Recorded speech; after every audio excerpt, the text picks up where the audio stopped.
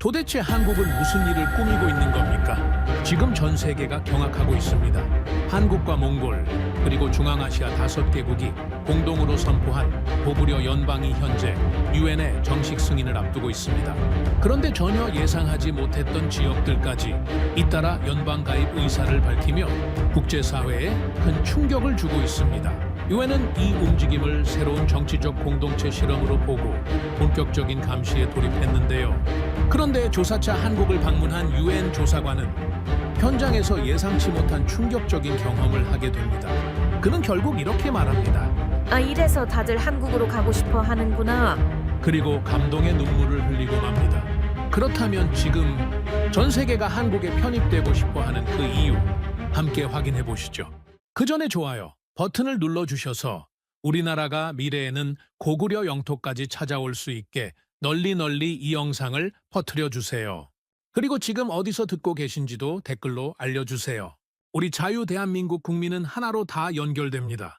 그럼 사연 바로 시작합니다. 저는 아들린 본 올해 42살입니다. 유엔 문화유산 평화기구에서 수석관으로 일하고 있죠. 제 이름이 낯설게 느껴지실 수도 있겠지만 제가 하는 일은 단순합니다. 세계 곳곳에서 일어나는 문화적 갈등과 연대의 흐름을 분석하고 유엔 사무총장실에 보고하는 거예요. 그해 가을 제 책상 위로 긴급 문서 한 통이 도착했습니다. 제목은 이랬어요. 고구려 연방에 관한 현장 조사 명령. 한국, 몽골, 카자흐스탄, 우즈베키스탄, 키르기스스탄, 타지키스탄까지 6개 나라가 하나의 이름 아래 뭉친다는 내용이었죠. 유엔 안에서는 술렁거림이 컸습니다. 왜 이렇게 많은 나라들이 스스로 가입을 희망하는 거지? 이건 단순한 정치 연합이 아니야. 뭔가 다른 흐름이 있어. 회의실마다 그런 질문들이 오갔어요.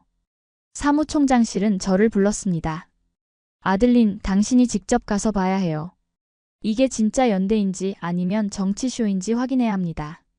명령은 단호했고 거부할 여지는 없었어요. 저는 고개를 끄덕였습니다. 출국일은 사흘 뒤로 잡혔죠. 집으로 돌아와 짐을 꾸리기 시작했습니다.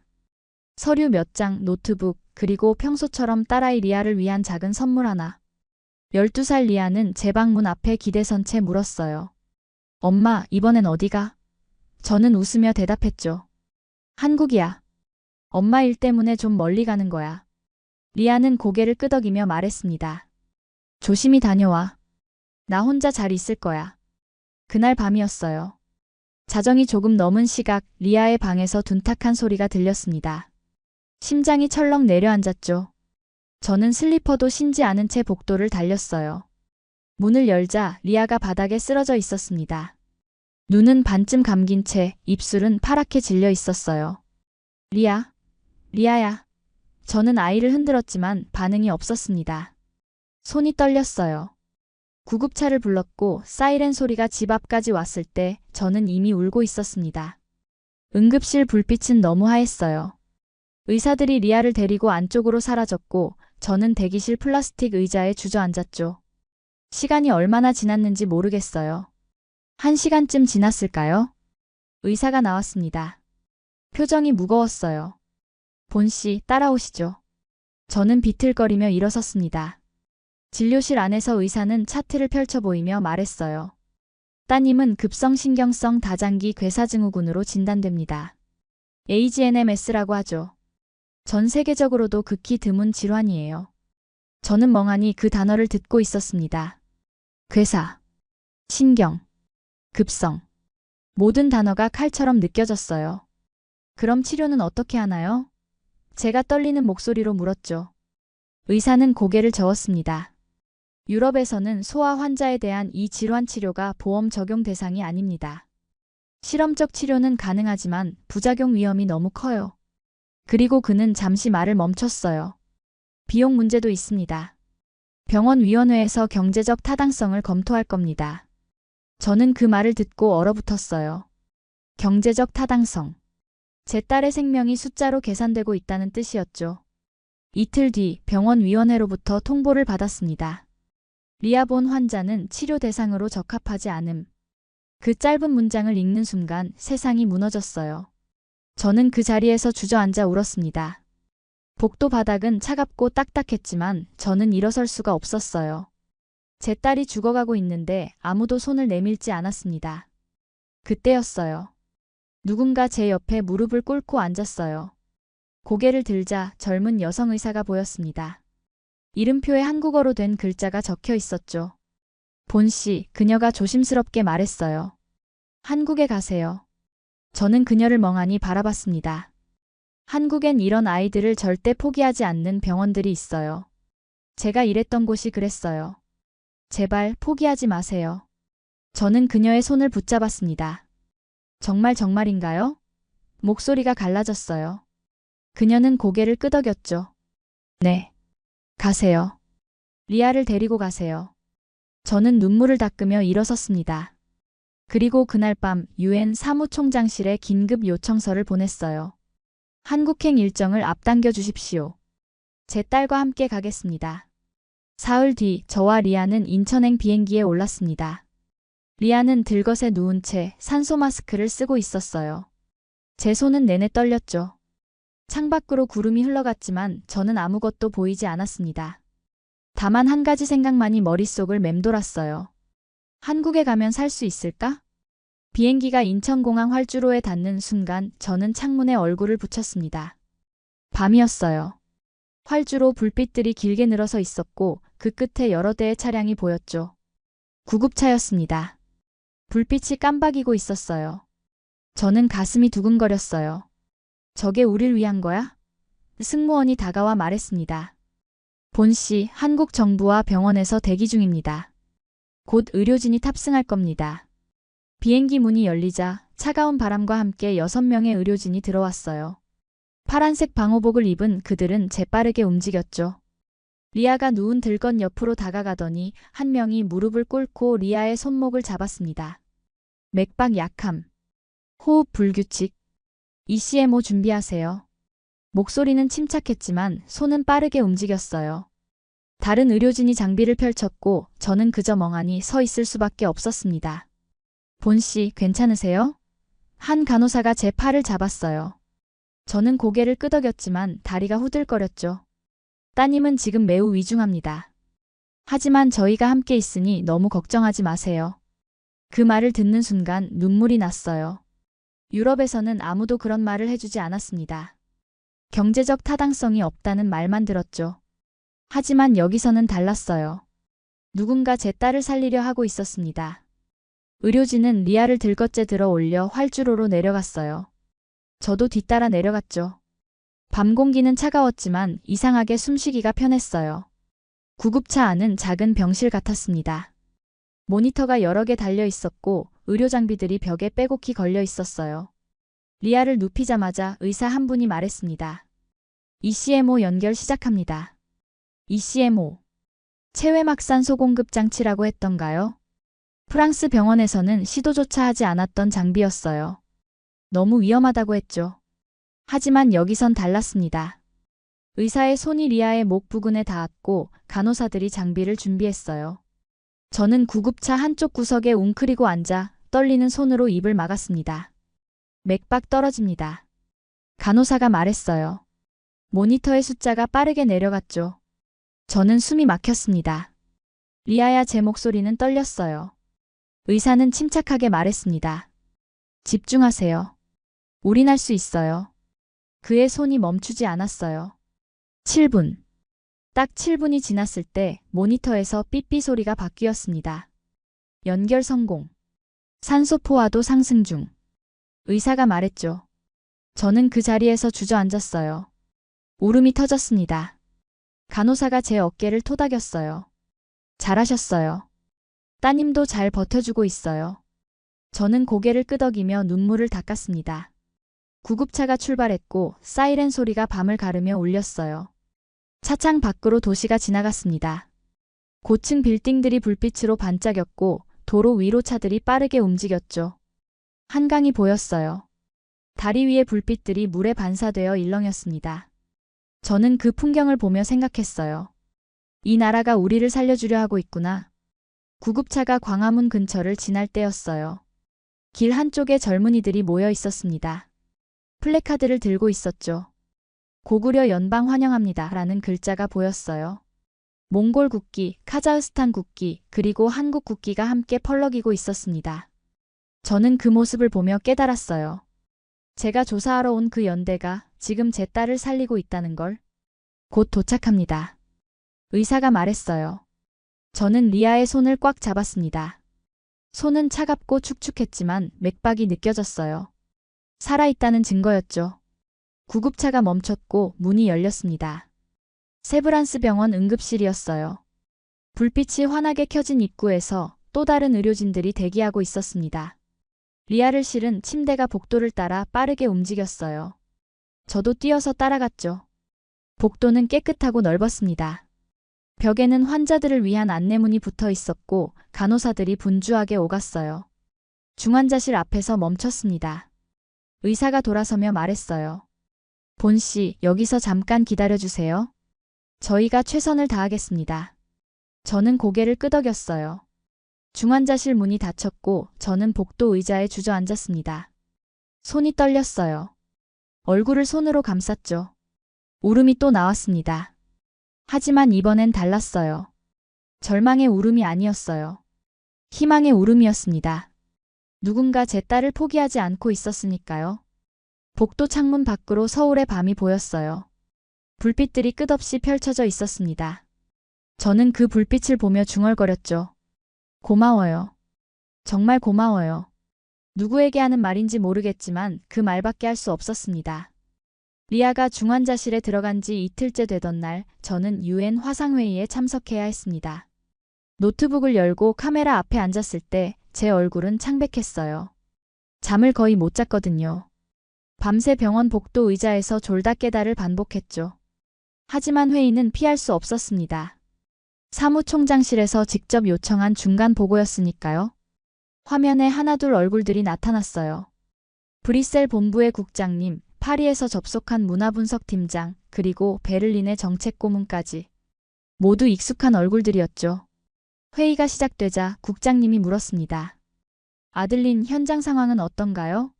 고구려 연방에 대한 초기 평가를 들려주세요. 저는 잠깐 망설였어요. 입술이 바짝 말라 있었죠. 현재 저는 개인적인 상황으로 인해 말을 잇지 못했습니다. 파리 팀장이 끼어들었어요. 개인적인 상황? 아들린, 당신은 UN 공식 조사관입니다. 사적인 일로 업무를 방해할 순 없어요. 목소리가 날카로웠어요. 저는 주먹을 쥐었습니다. 제 딸이 지금 중환자실에 있습니다. 제가 말했죠. 유럽 병원들이 치료를 거부한 아이를 한국이 살리고 있어요. 화면 속 얼굴들이 미묘하게 변했습니다. 베를린 고문이 말했어요. 그건 안타까운 일이지만 의료 시스템은 각국마다 기준이 다릅니다. 한국 모델을 과대평가하면 안 돼요. 과대평가. 그 단어를 듣는 순간 제 안에서 뭔가 터졌어요. 과대평가요? 제 목소리가 커졌습니다. 당신들은 제 딸의 생명을 숫자로 계산했어요. 경제적 타당성이 없다고 했죠. 하지만 한국은 그 아이를 사람으로 봤습니다. 살릴 수 있다고 말해줬어요. 이게 과대평가인가요? 화면이 조용해졌어요. 누구도 말하지 않았죠. 파리 팀장이 헛기침을 하며 말했습니다. 아들린, 진정하세요. 우린 당신의 감정을 이해하지만 이건 조사 업무예요. 객관성을 잃으면 안 됩니다. 저는 화면을 똑바로 쳐다봤어요. 객관성이요? 제 딸이 죽어가는데 객관적이라는 게 뭡니까? 회의는 그렇게 끝났습니다. 저는 노트북을 덮으며 고개를 떨궜어요. 손이 떨렸죠. 회의록이 작성될 거고 제 발언도 기록될 겁니다. 어쩌면 문제가 될 수도 있어요. 하지만 상관없었어요. 저는 거짓말을 하지 않았으니까요. 그날 밤 병원 로비에서 커피를 마시고 있을 때였어요. 누군가 제 옆 의자에 앉았습니다. 고개를 돌리자 정장을 입은 남자가 보였어요. 50대쯤 되어 보였죠. 얼굴은 깔끔했지만 눈빛이 차갑게 느껴졌습니다. 본 씨시죠? 그가 프랑스어로 말했어요. 저는 고개를 끄덕였습니다. 제 명함입니다. 그가 건넨 명함에는 이렇게 적혀 있었어요. 유럽 의료 솔루션 그룹 수석 컨설턴트. 저는 명함을 보며 미간을 찌푸렸죠. 무슨 일이신가요? 그가 웃었어요. 하지만 그 웃음엔 온기가 없었습니다. 따님 이야기를 들었어요. 안타까운 일이죠. 하지만 한국 치료는 솔직히 위험합니다. 저는 그를 똑바로 쳐다봤어요. 위험하다고요? 그가 고개를 끄덕였습니다. 한국은 아직 검증되지 않은 치료법을 너무 쉽게 시도해요. 실험 대상이 되는 거죠. 유럽엔 더 안전한 방법이 있어요. 저희가 연결해 드릴 수 있는 VIP 병원이 있습니다. 스위스예요. 최고 수준의 시설과 의료진이 대기 중이죠. 저는 커피잔을 내려놓았어요. 비용은 얼마죠? 그가 잠깐 망설이더니 말했습니다. 1,000만 유로 정도 예상됩니다. 하지만 따님의 생명을 생각하면 저는 그의 말을 끊었어요. 1,000만 유로요? 목소리가 떨렸습니다. 분노 때문이었죠. 당신들은 제 딸을 포기했어요. 제가 말했습니다. 경제적 타당성이 없다고 했죠. 근데 지금 1,000만 유로를 요구하는 겁니까? 이게 뭡니까? 장사인가요? 그의 얼굴이 굳었어요. 본 씨, 진정하세요. 이건 저는 자리에서 일어났습니다. 위험한 건 치료가 아니에요. 당신들의 탐욕입니다. 그를 뒤로 하고 복도를 걸어갔어요. 다리가 후들거렸지만 멈추지 않았습니다. 엘리베이터를 타고 중환자실 층으로 올라갔죠. 문 앞에서 멈춰 섰을 때 간호사 한 분이 나오셨어요. 본 씨, 리아 상태 확인하러 오셨어요? 저는 고개를 끄덕였습니다. 네, 지금 어떤가요? 간호사가 미소 지었어요. 안정적이에요. 오늘 아침보다 훨씬 나아졌어요. 의료진 모두 놀라고 있답니다. 그 말을 듣는 순간 눈물이 났어요. 저는 벽에 등을 기대고 고개를 떨궜습니다. 고맙습니다. 목소리가 갈라졌죠. 간호사가 제 손을 잡았어요. 울지 마세요. 리아는 강한 아이예요. 그리고 저희가 있잖아요. 저는 고개를 들어 그녀를 봤어요. 그녀의 눈은 따뜻했습니다. 진심이 담겨 있었죠. 저는 그제야 깨달았어요. 여기선 아무도 제 딸을 숫자로 보지 않는다는 걸. 모두가 리아를 한 명의 사람으로, 살려야 할 생명으로 보고 있다는 걸. 중환자실 창문 너머로 리아가 보였어요.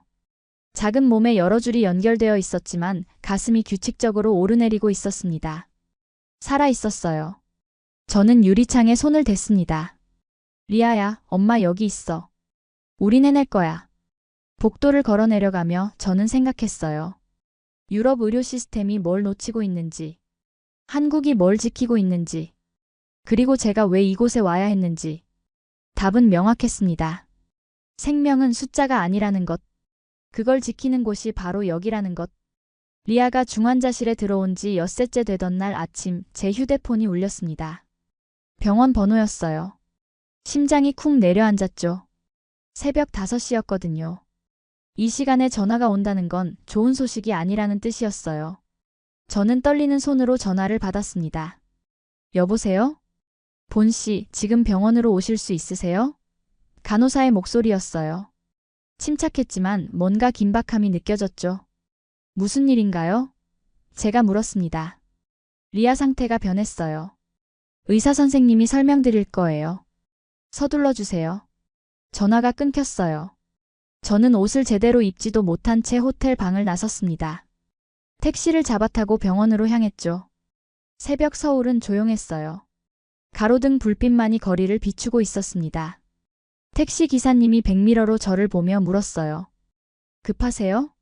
저는 고개를 끄덕였습니다. 내 딸이 병원에 있어요. 기사님은 더 묻지 않고 속도를 냈어요. 병원에 도착했을 때 중환자실 앞엔 이미 의료진 3분이 서 계셨습니다. 저를 보자 한 분이 다가왔어요. 김지훈 선생님이었죠. 신경외과 전문의였습니다. 본 씨, 이쪽으로 오세요. 저는 그를 따라 상담실로 들어갔어요. 책상 위엔 여러 장의 사진이 놓여 있었습니다. 뇌 사진이었어요. 리아의 뇌전도 검사 결과입니다. 김 선생님이 말했어요. 사진을 가리키며 설명했죠. 여기 이 부분 보이시죠? 신경괴사가 예상보다 빠르게 확산되고 있어요. 어제까지만 해도 이 정도는 아니었는데 저는 사진을 보며 숨을 삼켰습니다. 검은 부분들이 넓게 퍼져 있었어요. 그럼 어떻게 되는 건가요? 제 목소리가 떨렸습니다. 김 선생님은 잠시 침묵했어요. 그리고 천천히 말했죠. 지금 상태라면 뇌 기능이 점점 떨어질 겁니다. 최악의 경우 그는 말을 멈췄어요. 하지만 저는 알았습니다. 무슨 말을 하려는지. 죽는다는 거죠? 제가 물었어요. 김 선생님이 고개를 숙였습니다. 저희가 최선을 다하고 있지만 이 질환은 너무 빠르게 진행돼요. 일반적인 치료로는 저는 그의 말을 끊었어요. 일반적인 게 아닌 방법은 없나요? 뭐든 해주세요. 제발요. 김 선생님이 고개를 들었어요. 눈빛이 진지했습니다. 한 가지 방법이 있긴 해요. 하지만 위험합니다. 저는 그를 똑바로 쳐다봤죠. 말씀해주세요. 그가 책상 위 서류를 펼쳤습니다. K-IMT라는 치료법이에요. 다중면 역추적 치료라고 하죠. 환자의 면역세포를 채취해서 특수하게 배양한 뒤 괴사 부위에 직접 주입하는 방식이에요. 저는 서류를 내려다봤어요. 복잡한 의학 용어들이 빼곡했습니다. 전 세계에서 이 치료를 할 수 있는 곳은 여기밖에 없어요. 김 선생님이 말했죠. 아직 임상 단계지만 리아 같은 경우엔 유일한 선택지일 수 있어요. 다만 그가 말을 멈췄습니다. 다만 뭔가요? 제가 물었어요. 김 선생님이 한숨을 쉬었습니다. 면역 반응이 과도하게 일어날 수 있어요. 면역 폭풍이라고 하죠. 그렇게 되면 장기들이 한꺼번에 손상될 수 있어요. 심장, 폐, 간 모든 게 위험해집니다. 저는 그 말을 듣고 주저앉았어요. 의자에 몸을 기댔죠. 하지만 안 하면 어차피 제가 중얼거렸습니다. 김 선생님이 고개를 끄덕였어요. 네. 안 하면 리아는 버티지 못할 거예요. 이틀 길어야 사흘입니다. 저는 두 손으로 얼굴을 감쌌어요. 눈물이 났죠. 어떻게 해야 할까요? 위험한 치료를 시도해야 할까요? 아니면 그냥 지켜봐야 할까요? 본 씨. 김 선생님이 제 어깨에 손을 얹었어요. 저희를 믿어주세요. 저희가 할 수 있는 최선을 다하겠습니다. 저는 고개를 들어 그를 봤어요. 그의 눈엔 확신이 있었습니다. 두려움이 아니라 책임감이 보였죠. 해주세요. 제가 말했어요. 제발 제 딸을 살려주세요. 김 선생님이 고개를 끄덕였습니다. 동의서에 서명해주세요. 저는 떨리는 손으로 펜을 들었어요. 서명란에 이름을 적었죠. 글씨가 흔들렸지만 멈추지 않았습니다. 서명을 마치고 상담실을 나왔을 때 복도는 여전히 조용했어요.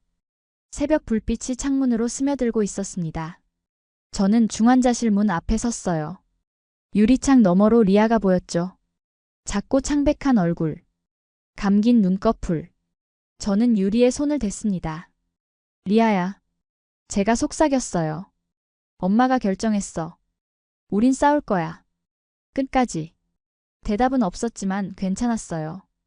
리아가 들을 수 있다고 믿었으니까요. 얼마 뒤 의료진이 중환자실로 들어가는 게 보였습니다. 6명이었어요. 파란 수술복을 입고 마스크를 쓰고 있었죠. 장비들이 옮겨졌고 모니터가 더 추가됐어요. 저는 복도 의자에 앉아 그 모습을 지켜봤습니다. 시간이 얼마나 지났을까요? 1시간, 2시간. 해가 떠올랐어요. 창밖으로 서울 아침이 보였습니다. 건물들이 햇빛을 받아 빛났고 사람들이 거리를 걷기 시작했죠. 저는 그 풍경을 보며 기도했어요. 신을 믿는 사람은 아니었지만 그 순간만큼은 기도할 수밖에 없었습니다. 제발 제발 살려주세요. 중환자실 문이 열렸어요. 김 선생님이 나왔습니다. 마스크를 벗으며 저를 봤죠. 저는 벌떡 일어났어요. 어떻게 됐나요? 김 선생님이 고개를 끄덕였습니다. 일단 주입은 성공했어요. 이제 리아 몸이 어떻게 반응하는지 지켜봐야 해요. 48시간이 고비입니다. 저는 그 말을 듣고 주저앉았어요. 다리에 힘이 풀렸죠. 김 선생님이 제 옆에 앉았습니다. 본 씨, 잘 버티고 계세요. 리아도 싸우고 있어요. 엄마도 함께 싸워줘야죠. 저는 고개를 끄덕이며 눈물을 닦았어요. 네, 알겠습니다. 그날 하루 저는 병원을 떠나지 않았습니다. 복도 의자에 앉아 중환자실만 바라봤어요. 간호사들이 오갈 때마다 고개를 들었고 모니터 소리가 바뀔 때마다 가슴이 철렁했죠. 48시간. 이틀. 그 시간이 영원처럼 느껴졌습니다. 치료를 시작한 지 이틀째 되던 날 오후 간호사가 제게 다가왔어요. 본 씨, 잠깐 밖에 나가보시는 게 어때요? 계속 여기만 계시면 몸이 상하실 거예요. 저는 고개를 저었습니다. 괜찮아요. 전 여기 있을게요. 하지만 간호사는 제 손을 잡았어요. 리아를 위해서라도 건강하셔야죠. 1시간만이라도요. 제가 리아 곁에 있을게요. 저는 망설이다가 고개를 끄덕였습니다. 사실 머리가 지끈거렸고 다리도 저렸어요. 병원 밖 공기라도 쉬어야 할 것 같았죠. 엘리베이터를 타고 1층으로 내려갔습니다. 로비를 지나 밖으로 나가자 서늘한 바람이 얼굴을 스쳤어요. 가을이었습니다. 나뭇잎들이 노랗게 물들어 있었죠. 걷기 시작했어요. 어디로 가는지도 모른 채 그냥 발걸음이 가는 대로 움직였습니다. 거리엔 사람들이 많았어요. 학생들이 웃으며 지나갔고 직장인들이 커피를 들고 급히 걸었죠. 저는 그 모습들을 보며 생각했어요. 이 사람들은 평범한 하루를 살고 있는데 저는 지금 딸의 생사를 기다리고 있다는 게. 그렇게 30분쯤 걸었을까요? 어느새 광화문에 도착해 있었습니다. 큰 광장이 펼쳐져 있었고 그 끝에 국립중앙박물관이 보였어요. 저는 멈춰 섰습니다. 박물관. 제가 유엔에서 하는 일이 문화유산 평가였죠. 어쩌면 지금 들어가 보는 게 맞을지도 모르겠다는 생각이 들었어요. 입구로 들어가자 조용한 공간이 펼쳐졌습니다. 천장이 높았고 빛이 은은하게 들어왔어요. 안내 데스크에서 지도를 받아들고 전시실로 향했죠. 고구려실이라는 팻말이 보였습니다. 저는 그쪽으로 걸어갔어요. 전시실 안은 고요했어요. 벽면에 커다란 지도가 걸려 있었습니다. 고구려의 영토를 표시한 지도였죠. 한반도 북부에서 시작해서 만주, 그리고 몽골 일부까지 뻗어 있었어요. 저는 그 지도를 보며 멈춰 섰습니다. 고구려 연방. 제가 조사하러 온 그 연대가 2000년 전 이 땅에서 시작됐던 거였구나. 옆에 전시된 유물들을 천천히 보기 시작했어요. 투구, 갑옷, 도자기, 그리고 벽화 사진들. 하나하나 설명을 읽었죠. 고구려는 주변 민족들과 교류하며 문화를 나눴다. 몽골 초원의 기마 문화와 고구려의 무예가 결합됐다. 중앙아시아 상인들이 고구려를 거쳐 교역로를 열었다. 저는 그 글들을 읽으며 깨달았어요. 이 연대는 어제 오늘 만들어진 게 아니라는 걸. 오래전부터 이어져 온 역사였다는 걸. 그리고 지금 그 역사가 다시 이어지고 있다는 걸. 전시실을 나와 복도를 걷는데 누군가 제게 말을 걸었어요. 본 씨 맞으시죠? 고개를 돌리자 젊은 남자 2명이 서 있었습니다. 한 명은 몽골식 옷을 입고 있었고 다른 한 명은 중앙아시아풍 모자를 쓰고 있었어요. 저는 놀라서 물었죠. 어떻게 절 아세요? 유엔 분이시잖아요. 몽골 청년이 웃으며 말했어요. 저희는 고구려 연방 청년 교류 프로그램으로 왔어요. 카자흐스탄에서 온 친구랑 같이요. 저는 고개를 끄덕였습니다. 아, 그렇군요. 카자흐 청년이 조심스럽게 말했어요. 저희 딸 소식 들었어요. 리아 맞죠? 어떻게 지내세요? 저는 깜짝 놀랐어요. 어떻게 그걸 몽골 청년이 설명했죠. 병원 측에서 고구려 연방 참가국들에 알렸대요. 리아가 치료받고 있다고. 저희 모두 응원하고 있어요. 그가 가방에서 작은 편지 뭉치를 꺼냈습니다. 이거 몽골이랑 카자흐스탄 친구들이 보낸 응원 메시지예요. 리아한테 전해주세요. 저는 그 편지들을 받아들었어요. 손이 떨렸죠. 편지 겉면에는 어린아이들의 그림이 그려져 있었습니다. 꽃, 별, 그리고 웃는 얼굴들. 한글로 힘내세요 라고 적혀 있었어요. 저는 그 글씨를 보며 눈물이 났습니다. 왜 이렇게까지 제가 떨리는 목소리로 물었어요. 카자흐 청년이 말했죠. 우리는 이제 가족이에요. 고구려 연방은 그냥 이름이 아니에요. 서로를 돌보는 거예요. 리아도 우리 가족이고요. 저는 그 말을 듣고 주저앉을 뻔했어요. 몽골 청년이 제 팔을 잡아줬죠. 본 씨, 리아는 괜찮을 거예요. 한국 의사들 진짜 대단해요. 저희 친구도 여기서 치료받고 살았거든요. 그가 웃으며 말했습니다. 저는 고개를 끄덕이며 눈물을 닦았어요. 고마워요. 정말 고마워요. 두 청년과 헤어지고 저는 박물관 밖으로 나왔습니다. 손에는 여전히 편지 뭉치가 쥐어져 있었어요. 광장에 앉아 한 장씩 펼쳐봤습니다. 몽골어로 쓰인 편지도 있었고 카자흐어로 쓰인 것도 있었어요. 번역 앱으로 읽어보니 모두 비슷한 내용이었죠. 힘내세요. 기도할게요. 곧 나을 거예요. 저는 그 편지들을 가슴에 안았습니다. 처음 보는 사람들이, 다른 나라에 사는 아이들이 제 딸을 응원하고 있었어요. 왜일까요? 왜 이렇게까지 해주는 걸까요? 답은 명확했습니다. 연대. 진짜 연대는 이런 거였어요. 말이 아니라 마음으로 이어지는 것. 병원으로 돌아가는 길, 저는 편지들을 꼭 쥐고 걸었습니다. 발걸음이 가벼워진 것 같았어요. 1시간 전보다 희망이 생긴 기분이었죠. 병원에 도착해 중환자실 앞에 섰을 때 간호사가 제게 다가왔어요. 본 씨, 좋은 소식이에요. 심장이 쿵 뛰었습니다. 뭔가요? 간호사가 미소 지었어요. 리아 손가락이 움직였어요. 아주 조금이지만 분명히 움직였어요. 의료진이 다들 놀랐답니다.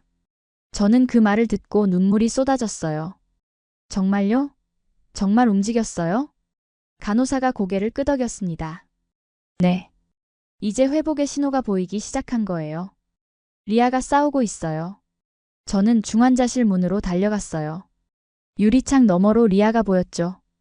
여전히 눈을 감고 있었지만 손가락이 미세하게 떨리고 있었습니다. 리아야. 저는 유리에 손을 댔어요. 엄마가 편지 받아왔어. 몽골이랑 카자흐스탄 친구들이 보낸 거야. 다들 너 응원하고 있어. 우린 이제 혼자가 아니야. 리아는 대답하지 않았지만 손가락이 또 한 번 움직였어요. 저는 복도 의자에 앉아 편지들을 하나씩 다시 읽었습니다. 그리고 생각했죠. 이 연대가 얼마나 소중한 건지. 이게 바로 유엔이 찾던 답이 아닐까? 서로를 살리는 마음. 그게 진짜 평화가 아닐까? 창밖으로 해가 지고 있었어요. 서울의 저녁 하늘은 붉게 물들어 있었습니다. 저는 그 하늘을 보며 중얼거렸죠. 고마워요. 이 나라에 와서 정말 고마워요.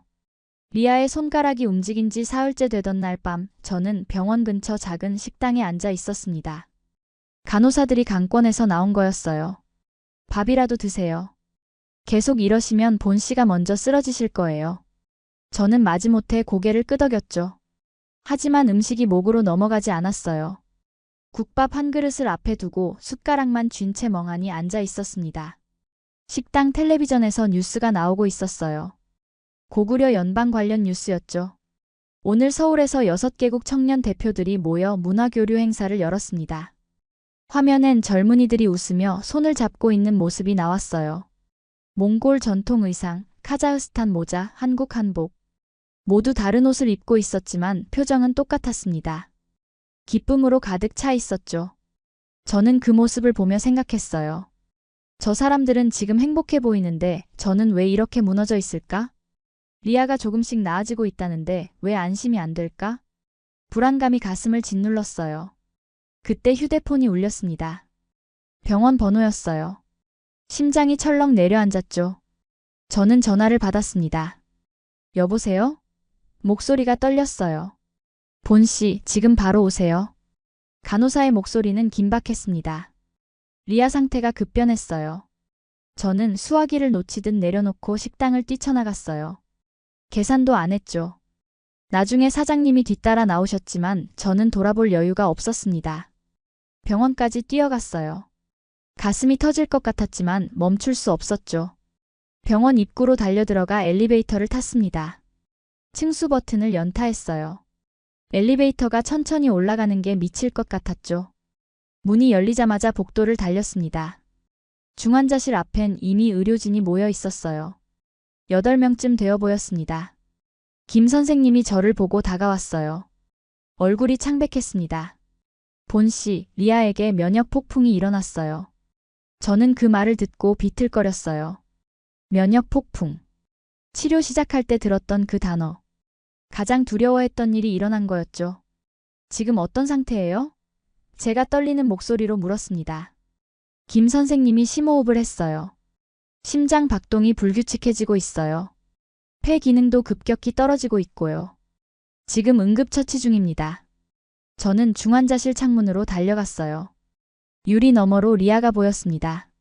침대 주위에 의료진이 빼곡히 서 있었고 모니터에선 빨간 불빛이 깜박이고 있었어요. 경고음이 들렸죠. 삐삐삐. 저는 유리에 손을 댔습니다. 리아야 목소리가 나오지 않았어요. 다리에 힘이 풀렸어요. 저는 그 자리에 주저앉았습니다. 바닥은 차갑고 딱딱했지만 느껴지지 않았죠. 그저 무너지는 느낌뿐이었어요. 안 돼, 안 돼, 제 입에서 중얼거림이 흘러나왔습니다. 누군가 제 옆에 무릎을 꿇고 앉았어요. 고개를 들자 중환자실 수간호사였습니다. 이름표엔 박미선이라고 적혀 있었죠. 그녀가 제 손을 잡았어요. 본씨, 들으세요.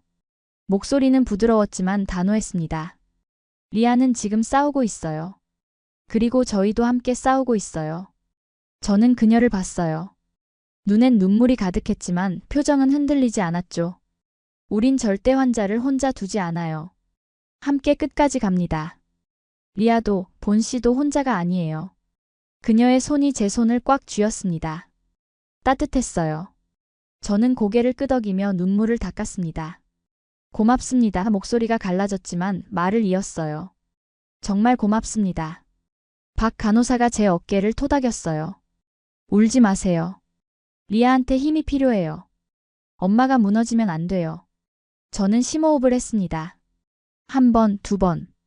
가슴이 조여왔지만 참았어요. 일어서서 다시 유리창 앞에 섰죠. 중환자실 안에선 여전히 의료진이 움직이고 있었습니다.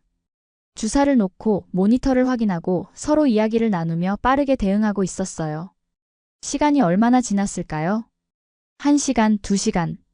밤은 깊어졌고 복도는 점점 조용해졌습니다. 하지만 중환자실은 여전히 밝았어요. 불빛이 꺼지지 않았죠. 저는 그 불빛을 보며 서 있었습니다. 다리가 아팠지만 앉지 않았어요. 리아가 싸우고 있는데 저만 편할 순 없었으니까요. 새벽 4시쯤 됐을까요? 중환자실 문이 열렸습니다. 김 선생님이 나왔어요. 마스크를 벗으며 저를 봤죠. 저는 그에게 다가갔습니다. 어떻게 됐나요?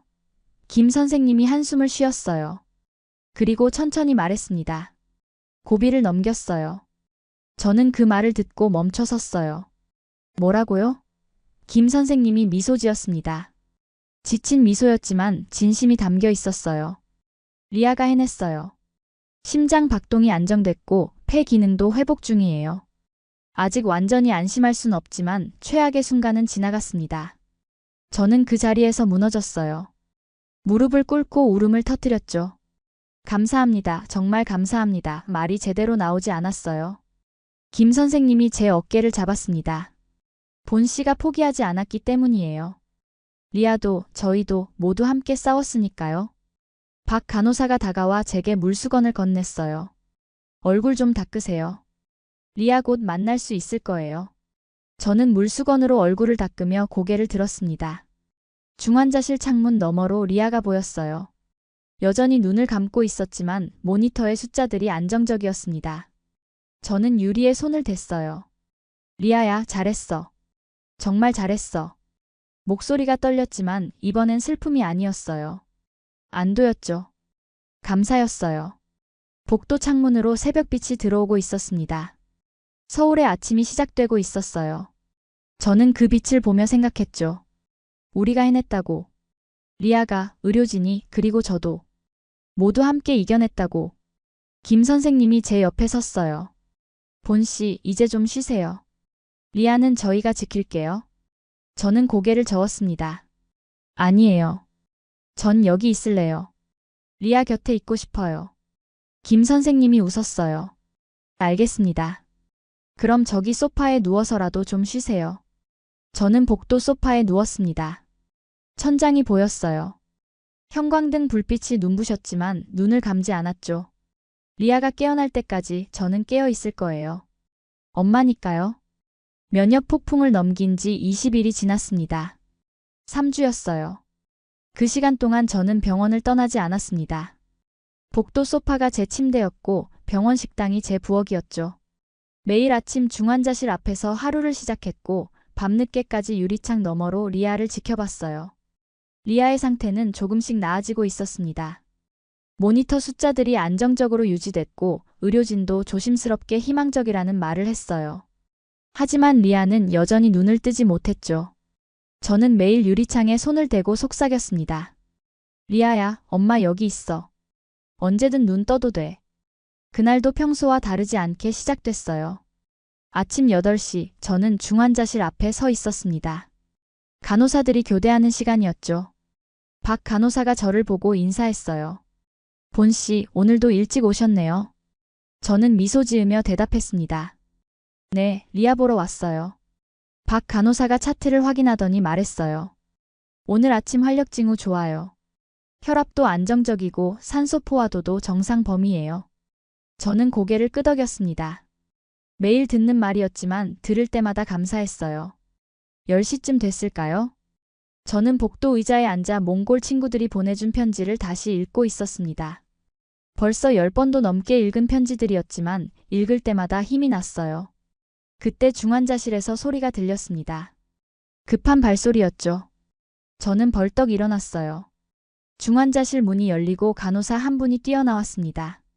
표정이 밝았어요. 본 씨, 본 씨. 그녀가 제 손을 잡았죠. 리아가 눈을 떴어요. 저는 그 말을 듣고 얼어붙었습니다. 뭐라고요? 목소리가 떨렸어요. 간호사가 웃으며 말했습니다. 리아가 방금 눈을 떴어요. 지금 김 선생님이 검사 중이세요. 곧 들어갈 수 있을 거예요.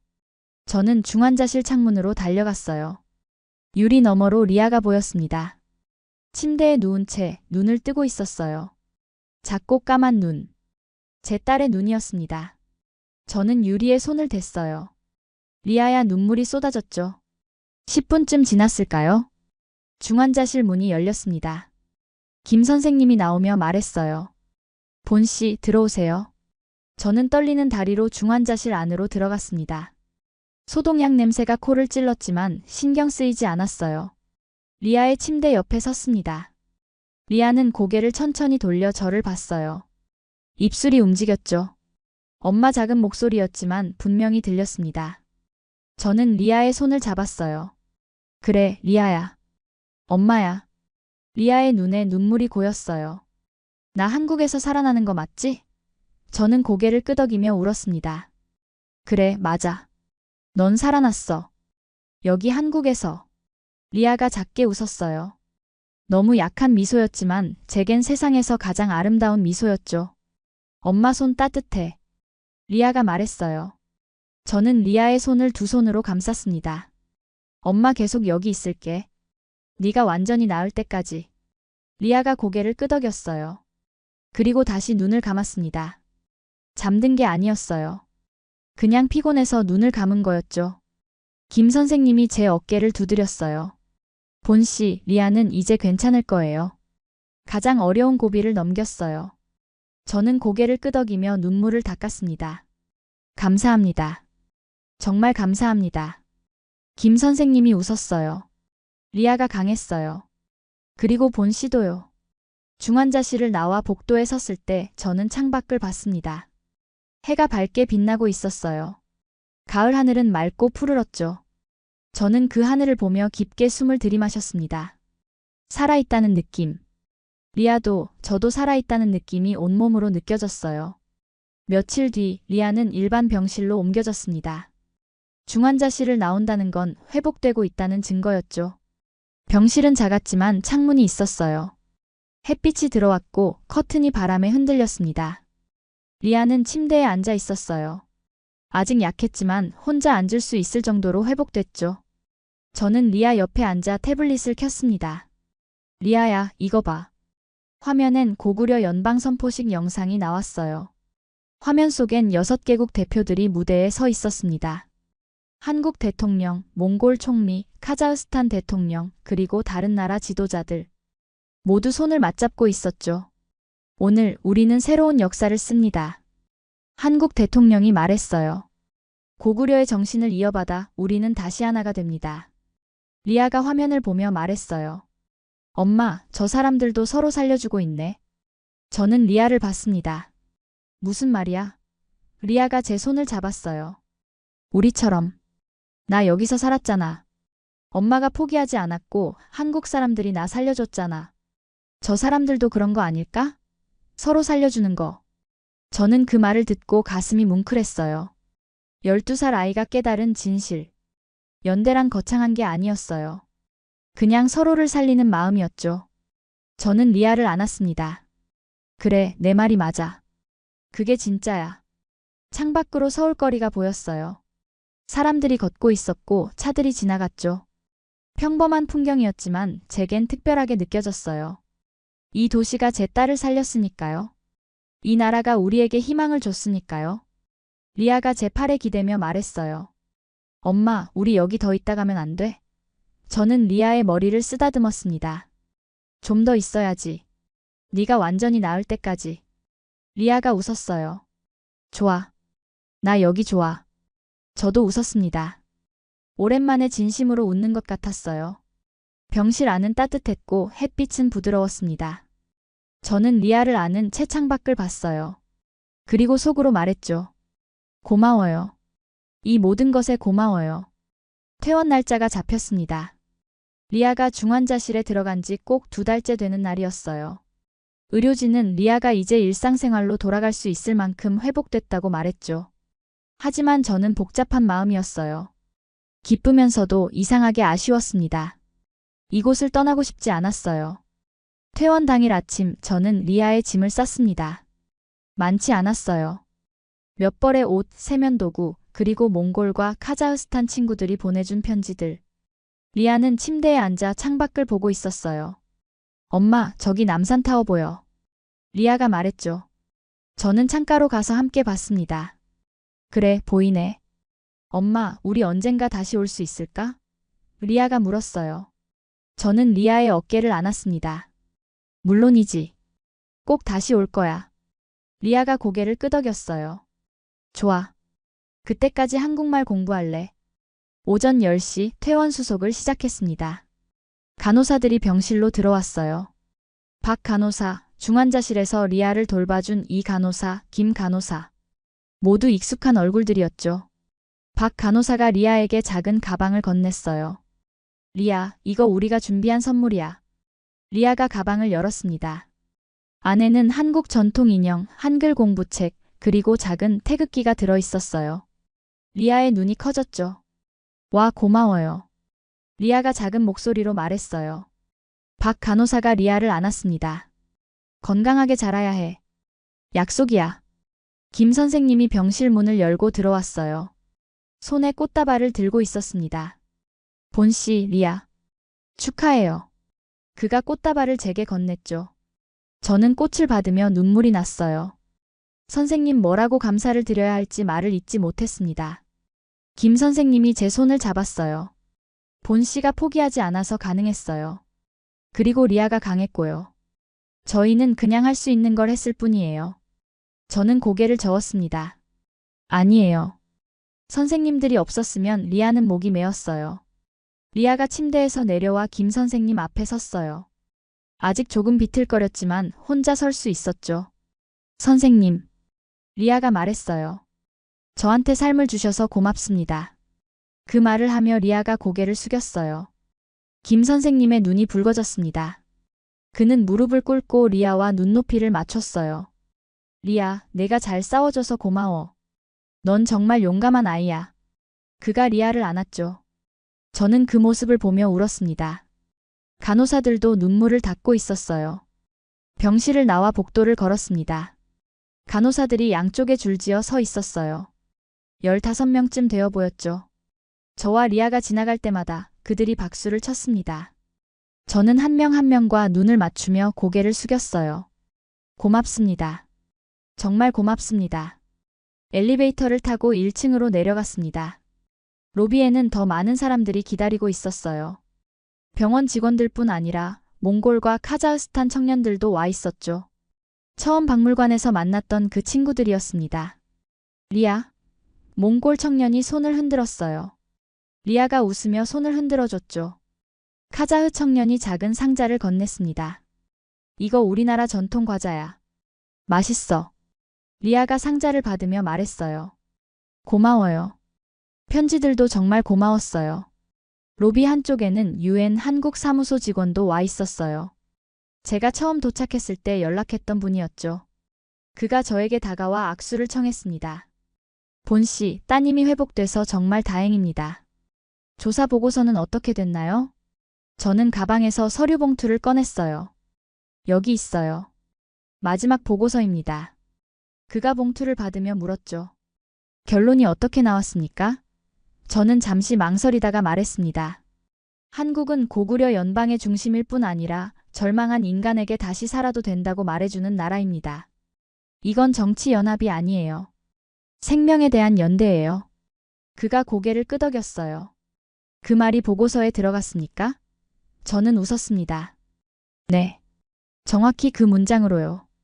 그가 미소 지었죠. 좋은 보고서가 될 것 같습니다. 병원 밖으로 나왔습니다. 햇빛이 눈부셨어요. 리아가 제 손을 잡으며 말했죠. 엄마, 공기가 좋아. 저는 리아의 손을 꽉 쥐었습니다. 그래, 좋지? 리아가 고개를 끄덕였어요. 택시를 타고 숙소로 향했습니다. 하지만 저는 기사님께 부탁했어요. 죄송한데 전쟁기념관 좀 들렀다 갈 수 있을까요? 기사님이 백미러로 저를 보며 웃었어요. 물론이죠. 거기 좋죠. 전쟁기념관에 도착했습니다. 리아의 손을 잡고 안으로 들어갔어요. 전시실엔 전쟁의 흔적들이 남아 있었습니다. 부서진 탱크, 낡은 군복, 그리고 흑백 사진들. 폐허가 된 서울 사진도 있었어요. 엄마, 여기가 전쟁터였어? 리아가 물었어요. 저는 고개를 끄덕였습니다. 그래. 70년 전에 이 나라는 완전히 파괴됐어. 아무것도 남지 않았지. 리아가 사진을 보며 말했죠. 근데 지금은 이렇게 좋은 나라가 됐네. 저는 리아를 봤어요. 응. 이 사람들이 다시 일어섰어. 포기하지 않았거든. 너처럼. 리아가 제 손을 꽉 쥐었습니다. 엄마도요. 엄마도 포기 안 했잖아. 전시실을 나와 야외로 나갔습니다. 기념비가 서 있었고 그 뒤로 서울 하늘이 펼쳐져 있었어요. 저는 그 풍경을 보며 깊게 숨을 들이마셨습니다. 이 나라가 걸어온 길. 폐허에서 부활한 길. 그 길이 지금 제 딸을 살렸어요. 엄마, 나 사진 찍어줘. 리아가 말했어요. 저는 휴대폰을 꺼내 리아를 찍었습니다. 리아는 웃고 있었어요. 건강한 미소였죠. 저도 사진 속으로 들어가 리아와 함께 찍었습니다. 우리의 마지막 한국 사진이었어요. 공항으로 가는 길 저는 창밖을 봤습니다. 서울거리가 지나갔어요. 광화문, 남산, 한강. 모든 게 눈에 담겼죠. 리아는 제 어깨에 기대 잠들어 있었습니다. 저는 리아의 머리를 쓰다듬으며 중얼거렸어요. 고마워요. 이 나라에 정말 고마워요. 공항 출국장에서 마지막 인사를 나눴습니다. 한국 외교부 관계자가 와 있었어요. 본 씨, 좋은 여행 되세요. 리아, 건강하게 자라야 해요. 저는 그의 손을 잡았습니다. 감사합니다. 한국을 절대 잊지 않을게요. 비행기에 올랐습니다. 창가 자리였어요. 비행기가 이륙하며 서울이 점점 작아졌습니다. 저는 창밖을 보며 눈물을 흘렸어요. 리아가 제 손을 잡았죠. 엄마, 울지 마. 우리 또 올 거잖아. 저는 웃으며 눈물을 닦았습니다. 그래, 꼭 다시 올 거야. 구름 위로 올라갔을 때 저는 생각했어요. 이 여행이 제게 가르쳐준 것들을. 생명의 가치, 연대의 의미, 그리고 포기하지 않는 마음. 한국이 제게 준 선물이었죠. 여러분은 언제 한국이 따뜻하다고 느끼셨나요? 저는 제 딸이 죽어가던 순간 이 나라가 손을 내밀었을 때 느꼈습니다. 그 손이 얼마나 따뜻했는지 말로 다 표현할 수 없어요. 이 이야기가 여러분 마음에 닿았다면 구독과 좋아요 부탁드립니다. 그리고 기억해주세요. 진짜 연대는 서로를 살리는 마음이라는 걸.